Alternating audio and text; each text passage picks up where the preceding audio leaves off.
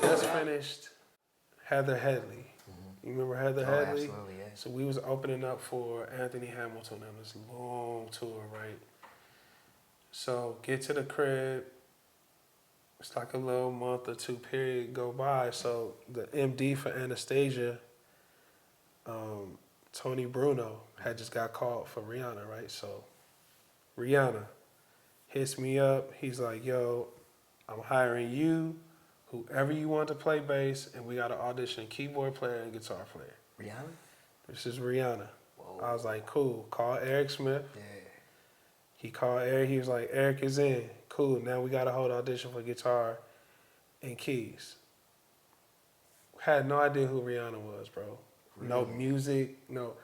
After they played the Ponder Replay song, I was like, I do remember hearing this on the, SOS. Mm-hmm. And I was like, I do remember hearing this on the radio. Okay, cool.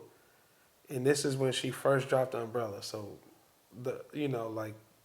huge song at the time, right? So we auditioned the keyboard player, guitar player, then we immediately go promo. So we doing promo, we do a show in London, we do something here, we do something there, we do something here, we do something there. So like the contract that I had wasn't it wasn't a contract, but it was like the conversation I had. It was like, I don't want to share rooms. I don't mind, coach. I know it's like a starter artist. I'm not gonna do y'all like that, but I want this a week. They was like, all right, cool. That was our understanding. Right. In the same time that's going on, I'm in LA, and Ricky Martin calls and say, there's a SEAL audition. He was like, here's 3 songs, learn these 3 songs. I'll see you at center stage and on whatever. So it's like, all right, cool. It's like one of those cattle calls, like playing, came down to me and another guy. I don't want to call no names, man. Like, we shouldn't do that. That's all good. That's not right. Came down to me and one other guy. Seal asked him a question. He asked us both a question. Basically, it was like, if I asked you to play electric drums on the tour, what would you say? That's a great question. Right? Yeah. And I said, I mean, we could definitely make electric drums happen, but, it's a lot of your music that's, acoustic drums are required, so we could probably just, mesh them together like a hybrid or whatever. He asked the other dude, he was like, oh, yeah, whatever you need. So he ended up getting a gig, right? Getting the call back from the gig, which was cool because I was already doing, like, Rihanna already, right? So kind of make the long story short, it was like we were in London and I'm sharing a room. Oh. Right? Right. So I hit the manager. I was like, yo, I need to talk to you. He's like, yo, give me a day. We got to do this stuff with readers, whatever. I was like, I gave him to the end of the day. I was like, yo, I really need to holler at you. He was like, yo, I'm going to send my assistant to the room. I said, yo, we need to talk about this, this situation. Like, we had a conversation. It was like, yeah, we're going to suss that out. Later that night, Ricky Minor calls me and say, the drummer that got the gig is not going to work out. So I need to get you back to LA to rehearse the show so you can finish out the tour. Like, wow. Yeah, man. So I was like, I called the manager and I said, yo, I'm actually getting on a flight back to LA because I'm about to take this other gig. Like, I've been trying to talk to you and straighten out things, but I want to try and, make sure I holler at you before. He was like, no, you can't do this. No. It's like, so we worked out something to where, I ended up going back to LA to rehearse those 3 days. Then I did like Jay Leno with Rihanna with Umbrella. And then they held an audition for Rihanna for another drummer to come in because I was out of there. Wow. Straight gone. Wow. And then it was like, after the SEAL thing was up, then that's when I started with Frankie Beverly Mays for a whole year and a half. And then Rihanna, the MD, called me back and was like, yo, is there any chance you could come back? Like, this next record is crazy. We need, like, And at that point, that's when I was really fed up with, you know, the antics of Frankie Beverly. So then I just left there and went back to Rihanna. So it was That's a crazy that's turn of yeah, events, man. it was ridiculous. It was ridiculous. Wow. So you literally you made some real decisions that opened up other doors and still brought you back into the situation because And that's how I know. That's how I knew like I made the right decision was because it all just came back around full circle because I didn't leave wrong. I didn't cause no big old scene. I didn't go to social media. You know what I mean? It was just if it's not gonna work out, it's not gonna work out. This is not comfortable for me. Like you said, it was this. I'm getting this. Now, like I feel disrespected. I don't feel like I should feel disrespected. I'm already flying coach. I'm already, you know what I'm saying? I'm doing my job. I'm showing up on time. I know the music. You know, I'm doing what I'm supposed to do. And when it comes to y'all not meeting me, not even meeting me halfway. Like, so I have to lead a situation. Like, this is what's gonna work better for me. Period. Just kept it honest. that's impressive. But you gotta do that though. Yeah, but you know how hard it is to do that? Especially like, we bills, life, it's like you also have those other things that are calling, but to be able to pull up that amount of integrity and truth and be able to put that in the face of these other things that, could Yeah. make you make different decisions. It's easy to get lost, man, in the shuffle. And that's why I say it's very important to be able to separate the two. Yeah. Like, cause like Rihanna, Seal, and Frankie Beverly, like, on a certain level, Frankie Beverly is like Yeah, this to people. absolutely. You know, at the time, Rihanna wasn't popping like she is now. Like, it was just, Rihanna. Like, That's why would you nuts. take that gig over a Frankie Beverly? Or why would you do that? You know what I mean? Why would you leave Rihanna for Seal? Like, hindsight. Yeah. Like, I didn't leave Rihanna for Seal because I wanted to. It was just a better decision. It was a better decision. Rihanna's super cool. Like, I mean, at the time, man, Eric would say, yo, you want something to eat? I'm like, yeah, I'm about to go to Porto's. And she'd be like, what's Porto's? I'm like, oh, it's just this little cafe up here. All right, cool. I want to roll too. So she grabbed her bag and her jacket. It was me, Eric Smith, and Rihanna rolling to Porto's, standing in line. You know what I'm saying? At Porto's. I was 26. You're 26 years old. You and your boy Mm-hmm. are going to Porto's with Rihanna. Yeah, but she wasn't Rihanna then. Oh, okay. You know what I'm This is new saying? artist. Yeah, yeah. So she was just a new artist. That's dope. Nobody even really knew she was. So it was seeing her growth from that to now. Like, even if I see her, I remember seeing her a couple of years ago in a club in Vegas. Mm-hmm. And she was like, what? Like, what's up with you? Like, super cool. Like, chill. Ain't no... she's never been on no rah-rah. Yeah. You know what I'm saying? It's always been, like, super chill. Wow.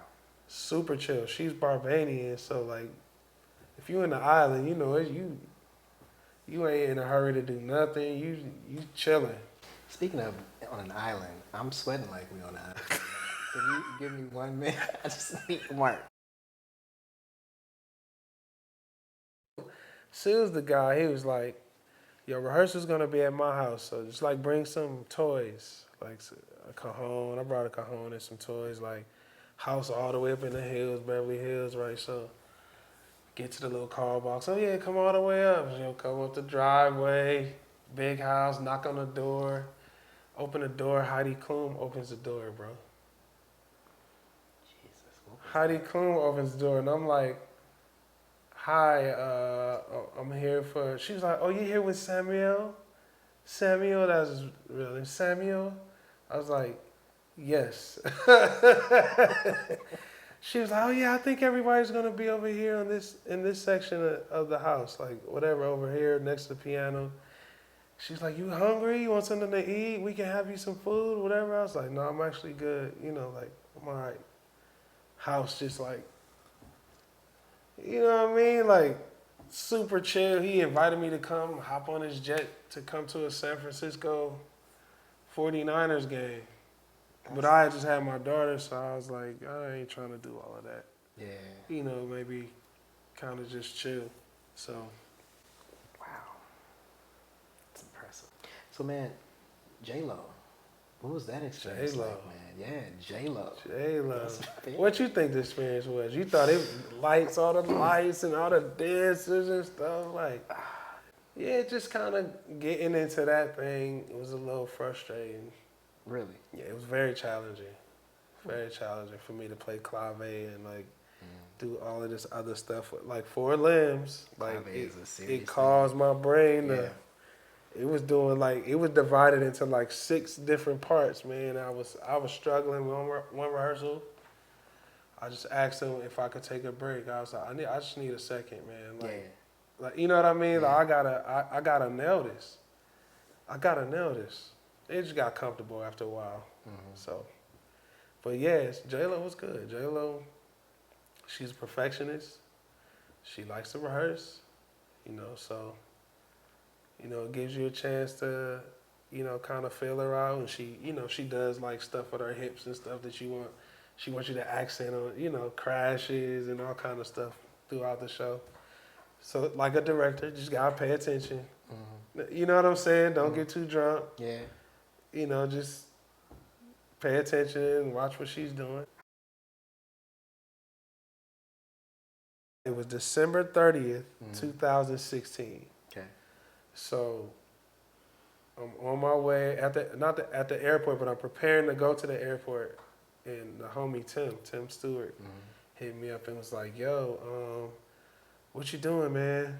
I'm like, "I'm actually heading to Atlanta real quick." He's like, "When you be back?" I'm like, "I'll be back after the New Year's Day. It's like a New Year's Eve show."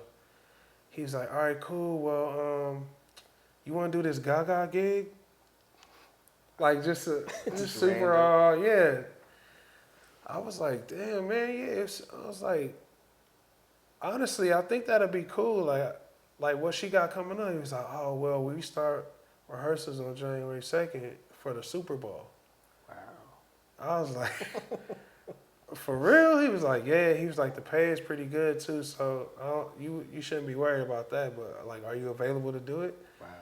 So I was supposed to go back to J-Lo after the New Year, the week of the Super Bowl, to start rehearsals for the next run in Vegas. Right. So I went to the MD and I said, "Hey, yo, Lady Gaga called. I'm probably gonna take that gig only because it's definitely a better situation for me, you know, for my family wise, it's not whatever, but I think the dates will be able to work out. Like, can you just give me some time to figure it out?" I was like, "Oh, yeah, just let us know," right? Nice. Super cool. Yeah. So got the dates and they wanted to start rehearsals that Monday of the following Sunday where the Super Bowl was. Right. And then it was like 3 days left before the first show. Right. So I said, "Hey, I'm willing to forego my J-Lo rights of this gig to be able to do the Super Bowl." That's the decision I made already. Wow. I had already made that decision. I wasn't ever going to see J-Lo again, right? They called back and said, "Well, when are you done with Gaga?" I said, "The Super Bowl day. Like, I could be on the flight the next day, it's a first day of rehearsal." They were like, "All right, well, make sure you get the earliest flight out." Like, you know what I'm saying? Yeah. Like that kind of thing. So it just worked out. So I was able to do the next run with J-Lo, and then they called me back for Gaga to do Coachella. So we started Coachella rehearsals. After the J-Lo? After the J-Lo run in Vegas. Yeah. Then after Coachella, went back to Vegas with J-Lo. Wow. And then that's when I had to say goodbye for real, because then the tour rehearsals started like a week right after that Vegas run. So it was it just worked out, man. Like, that's impressive. Grateful. And they understood too. They was like, it's like, man, and she was up for the bid, like that, to do the halftime show that year. And so, in a way, I guess I was gonna do it either way. Yeah. You know what I'm saying? Yeah. Like it all just worked out, and that's why I say we just gotta make decisions based on what's best for us. Yeah.